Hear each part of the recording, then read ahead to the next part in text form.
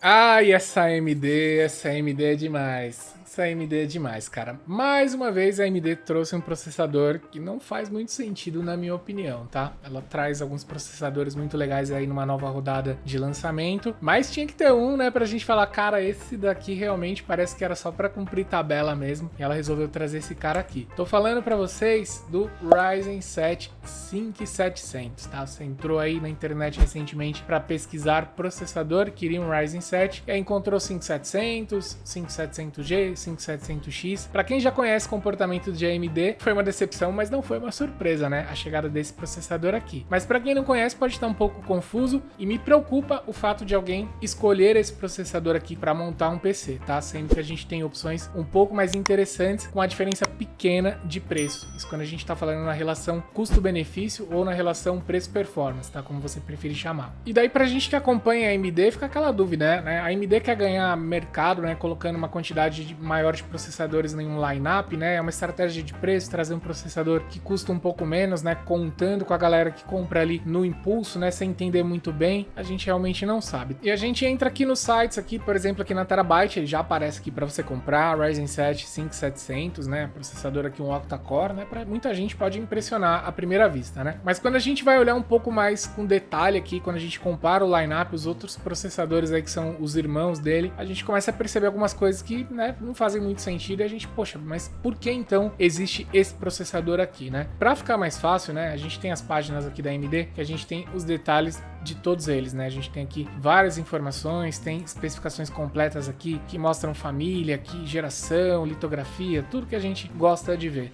Mas para ficar mais fácil, eu montei uma tabela aqui com as principais especificações aqui e coloquei 4 processadores aqui, que são os Ryzen 5700 que a gente tem, para a gente comparar. Então tá aqui o 5700, que é o mais recente, 5700X, 5700X 3D, que é novinho também, e o 5700G, que também já faz um tempo que está aí no mercado. Então aqui a gente tem as principais especificações. Quando a gente começa a olhar, a gente bate o olho, por exemplo, aqui nos 96 MB de cache do 5700X 3D, isso parece muito legal. Tem um clock boost um pouco menor, muita gente pode ficar com o pé atrás, poxa, mas 4.1, aqui é 4.6 no 5700X, tudo isso eu vou falar um pouquinho aqui, mas aqui basicamente para a gente entender as diferenças. Então, por exemplo, falando aqui do 5700, ele não é nada mais, nada menos do que um 5700G sem os gráficos integrados. Então, você pegou o 5700G, empobreceu ele, tirando os gráficos integrados que já são muito bons, e oferece aqui o mesmo processador sem os gráficos integrados, sendo vendido mais barato. Diferença de preço, vamos olhar aqui. A gente tem, por exemplo, aqui o Ryzen 7 5700G custando 1.119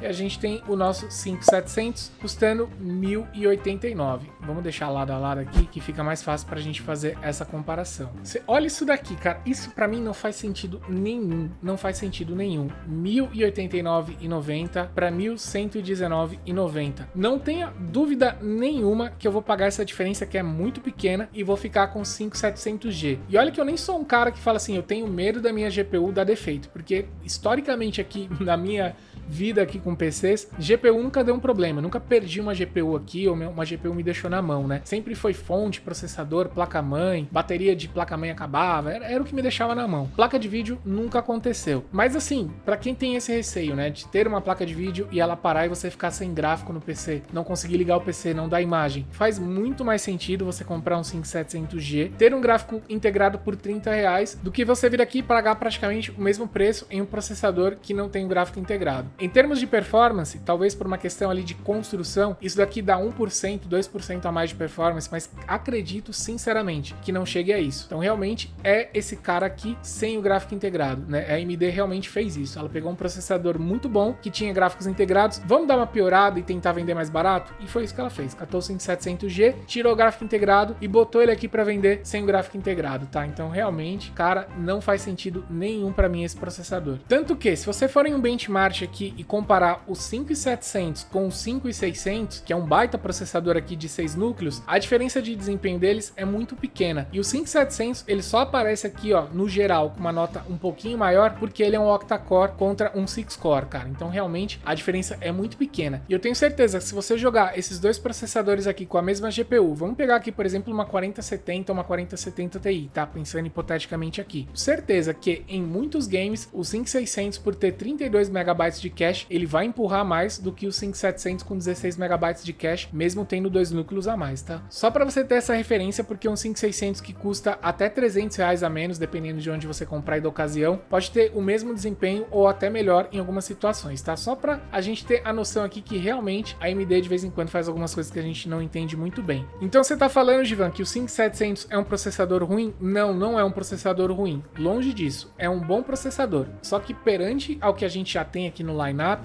ele é um processador que ele não faz muito sentido. E quando a gente desce, vai lá para o 5600, para o Ryzen 5, a gente tem processadores lá que podem chegar muito perto em performance também. Então eu vou comparar ele aqui com os irmãos dele, só para a gente ter uma noção. Então a gente já entendeu que ele é um 5700G sem o gráfico. Quando a gente compara com o 5700X, então aí a diferença fica escancarada, porque a gente tem o dobro de cache L3 aqui, a gente tem o mesmo boost, porém esse cache aqui nesse processador vai fazer uma diferença muito grande. Mas o 5700 ele é de PCI 3.0, assim como o 5700G. Então, os dois têm esse PCI, essa geração anterior. Se a gente comparar com o 5700X e com o 5700X 3D, que tem PCI 4.0, em determinado momento, isso pode vir a fazer uma diferença. É uma combinação com GPUs mais fortes, com placas-mães, aí uma B550, né? Isso pode fazer uma diferença. Não é uma diferença assim tão absurda, mas faz diferença. A gente pode ter um ganho no PCI 4.0, com certeza, principalmente quando a gente alinha SSD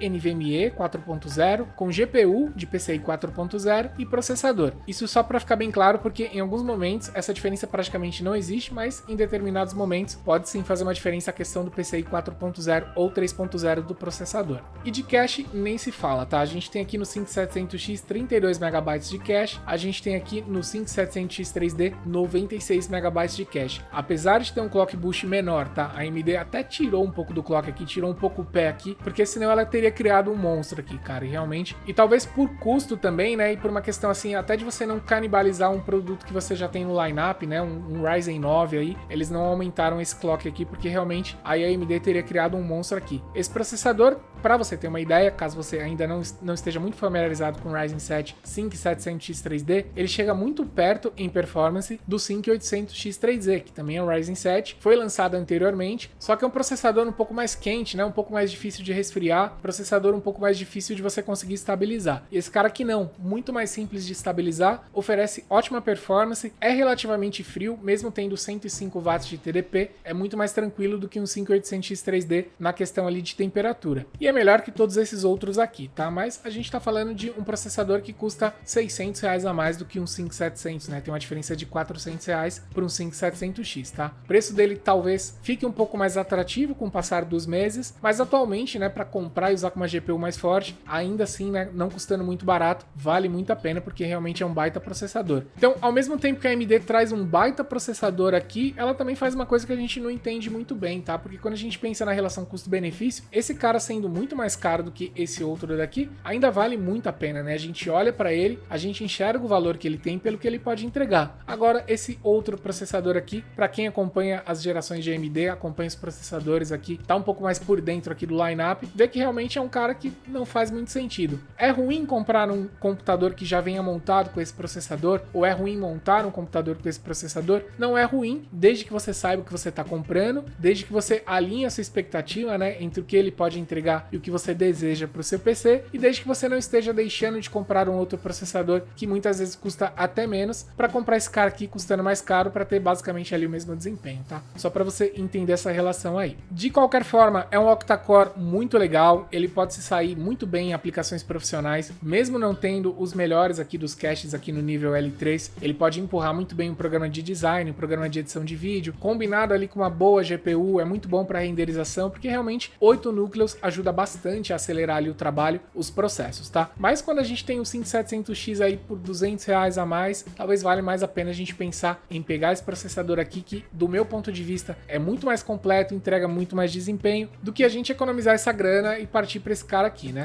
Realmente, se não tiver como você pegar um processador como o 5700X ou um 5700G, né, por uma diferença pequena de preço e ter um gráfico integrado ali de lambuja, aí você vai para o 5700. Mas antes do 5700, realmente a gente tem outras opções opções que são muito mais interessantes. E é isso, galera. Eu espero que esse vídeo tenha servido para você saber um pouquinho mais sobre o 5700, né, e conhecer também os outros processadores aqui da linha, para ficar mais fácil escolher o processador aí para montar o seu PC. Se ficou com alguma dúvida, deixa aí nos comentários, vou tentar responder o mais rápido que eu puder. Deixa aquele likezão aí para dar uma força para esse vídeo, se inscreve no canal para dar uma força também e clica no sininho para ativar as notificações para você ficar ligado sempre que tiver um novo vídeo por aqui. Muito obrigado por assistir e a gente se vê na próxima. Até mais!